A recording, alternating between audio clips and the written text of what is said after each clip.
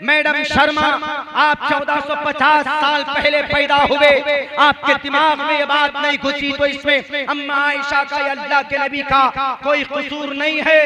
अम्मा आयशा नौज बिल्लाह औरतों के आप जो बोलते हैं कि औरत, तो कुछ लोग बोलते हैं कि औरत की ख्वाहिशें थी, आप अलैहिस्सलाम को औरत की चाहत थी। याद करो जब उतबा इब्न रबिया गया था मोहम्मद रसूलुल्लाह के पास, जाकर कहा कि मोहम्मद नया दीन लेकर क्यों आए हो, ए मोहम्मद नई शरीयत लेकर क्यों आए हो, क्या चाहते हो, कुर्सी चाहते हो, ये लो कुर्सी, क्या चाहते हो, अरब की कौन से कबीले की सबसे खूबसूरत औरत तुमको पसंद है, बोलो तुमको अरब की तमाम कबीलों की खूबसूरत औरतों को तुम्हारे कदमों पर ला कर रखता। मोहम्मद रसूलुल्लाह ने क्या जवाब दिया था? याद करो नबी के खिलाफ प्रोपेगेंडा करने वालों, अल्लाह के नबी का जवाब याद करो। मोहम्मद रसूलुल्लाह ने कहा कि ऐ उतबा, नहीं हो सकता, औरत क्या, ये गद्दी क्या, ये कुर्सी क्या, अगर तुम लोग एक हाथ में चांद को रखो, दूसरे हाथ में सूरज को लाकर रखो, मैं फिर भी उस काम से बात नहीं आ सकता जिस काम के लिए मुझे मेरे अल्लाह ने इस धरती के ऊपर नबी और रसूल बना करके भेजा। अगर अल्लाह के नबी को औरतों की हवस, अगर औरतों की चाहत होती, नौज बिल्लाहि मिन ज़ालिक, तो आप उसी वक्त कहते yes and I want and I lot of women girls. आज तो अय्याशी की चीज बना दिया आपने औरतों को, तुम्हारे नेता के तरह नहीं, तुम्हारे उद्योगपति के तरह नहीं, कौम के इस धरती के ऊपर औरतों की इज्जतें लूटने वाले, बेचने वाले, खरीदने वाले बहुत हैं, लेकिन औरतों को सच्चा सम्मान अगर किसी ने दिया है इस धरती के ऊपर तो मोहम्मद रसूलुल्लाह सल्लल्लाहु अलैहि वसल्लम ने इस धरती के ऊपर औरत को सम्मान दिया। और आप अलैहिस्सलाम ने कहा खैरु मताई दुनिया अल मरअतु सालिहा, इस धरती के ऊपर नेक औरत अगर किसी को मिल जाए तो वो दुनिया की सबसे बेहतरीन समझिए कि एक चीज है, खैरु मताई दुनिया अल मरअतु सालिहा। और पंडित दयानंद सरस्वती जी ने भी अपनी किताब में यह बात कही कि अगर औरत धार्मिक हो तो पूरा घर धार्मिक बन सकता है। उन्होंने ये कहा कि क्यों, कैसे बन सकता है?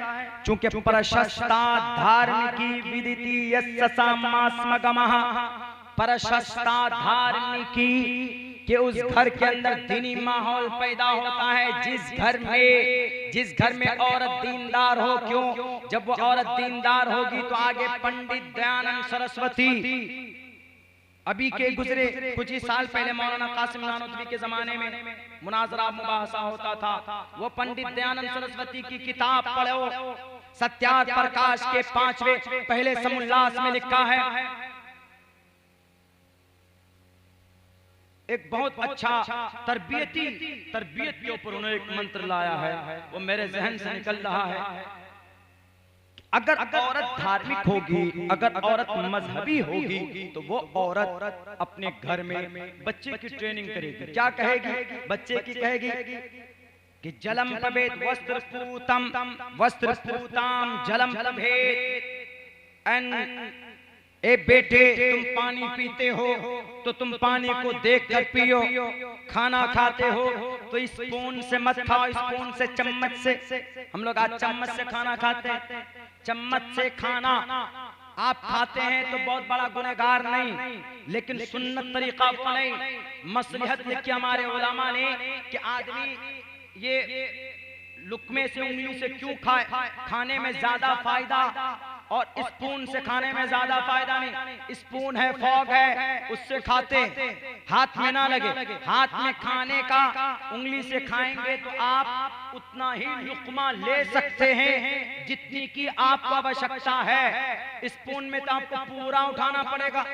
अगर आपको बोटी उठाना हो या आपको रोटी या कुछ और लेना हो, रोटी अगर आपको तोड़नी हो तो आप स्पून से 12 घंटा आप तोड़िए, रोटी का लुकमा नहीं बना सकते, लेकिन उंगली से आप कर सकते हैं। और एक चीज ये फर्क है स्पून में उंगली से, सुन्नत रसूलुल्लाह का फायदा क्या है? तो इसीलिए उन्होंने कहा कि अगर माँ घर में दीनदार होगी तो वस्त्र पूताम जलम तो भेद वदेद वाचम सत्य पूताम, अगर कोई चीज कोई बात तुम बोलो बेटे तो सोच करके बोलो, अगर किसी को कुछ कहो तो सोच करके बोलो। कौन बयान करता है? पंडित दयानंद सरस्वती अपनी किताब में किनके तरीके को बयान करता है? प्रॉफेट मोहम्मद सल्लल्लाहु अलैहि वसल्लम के तरीके को बयान करता है। दुनिया ने माना इस बात को कि मोहम्मद रसूलुल्लाह की शरीयत को, उनकी धर्म को अपनाने पर क्या फायदा हो सकता है। लेकिन आपको अगर अपनी कुर्सियां बचानी, अगर आपको अपने आप को पॉपुलर करना है, अम्मा आयशा के ऊपर तुहमत लगाने से, नबी पाक अलैहिस्सलातु वस्सलाम के ऊपर तुहमत लगाने से आप पॉपुलर नहीं हो सकते। हमें यकीन है कि जब किसी महापुरुष को किसी ने गाली दी है, जब किसी हमारे नबियों को किसी ने बुरा भला कहा है, तो दुनिया के अंदर दुनिया ने तो कुछ नहीं बिगाड़ा, लेकिन दुनिया के पैदा करने वाले ने उसका जरूर कुछ न कुछ बिगाड़ा। तुम्हारा भी खात्मा होगा, वो अल्लाह करेगा, तुम्हें भी अल्लाह तबारक व तआला ईश्वर तुम्हें सबक पढ़ाएगा। इसलिए कि तुम मुहस्सिन इंसानियत मोहम्मद रसूलुल्लाह सल्लल्लाहु अलैहि वसल्लम को तुमने बुरा भला कहा। वो तो वो थे जो दुश्मनों को भी सीने से लगाते थे।